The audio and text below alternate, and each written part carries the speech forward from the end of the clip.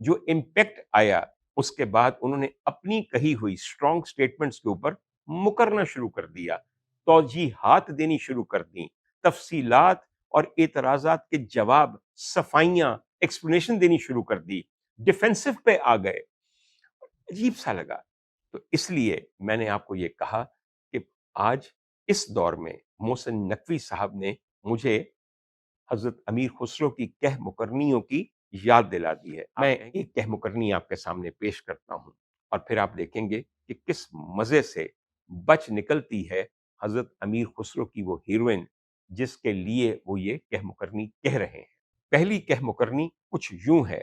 سگری رین موہے سنگ جاگا، سگری رین ساری رات میرے ساتھ جاگتا رہا، مجھے بھی جگائے رکھا، سگری رین موہے سنگ جاگا، بھور بھئے تب بچھڑن لاگا، کہ جو ہی سپیدہ سحری نمودار ہوا ہے، روشنی کی پہلی کرن افق پہ نظر آئی ہے، تب وہ میرے پاس سے اٹھ کے مجھ سے بچھڑنے لگا۔ سگری رین موہے سنگ جاگا، بھور بھئی تب بچھڑن لاگا، اس کے بچھڑت پھاٹت ہیا، اس کے بچھڑنے سے میرا سینہ پھٹ رہا ہے، اس کے بچھڑت پھاٹت ہیا، اے سکھی ساجن نہ سکھی دیا۔ آئی سمجھ آپ کو؟ کیا عمدہ مکر گئے ہیں کہ نہیں؟ ایک مثال آپ کو اور دوں، بڑے لوگوں کا ذکر ہو رہا ہے، باقی لوگوں کا ذکر کوئی ایسا لطیف اور خوشبودار اور خوشگوار نہیں ہے۔ ایک اور کہہ مکرنی آپ کے پیش خدمت ہے: بے خبر پڑی تھی وہ چڑھ آیا،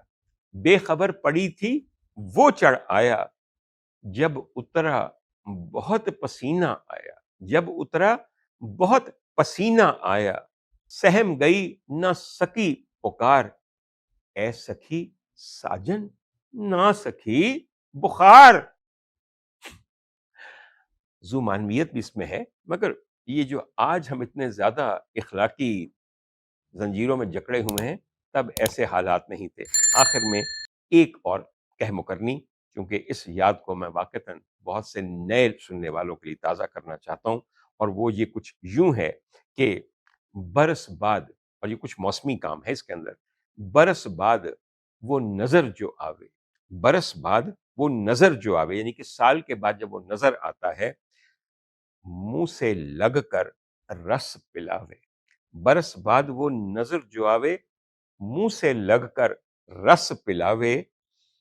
اس کی خاطر خرچوں دام، اے سکھی ساجن نہ سکھی عام۔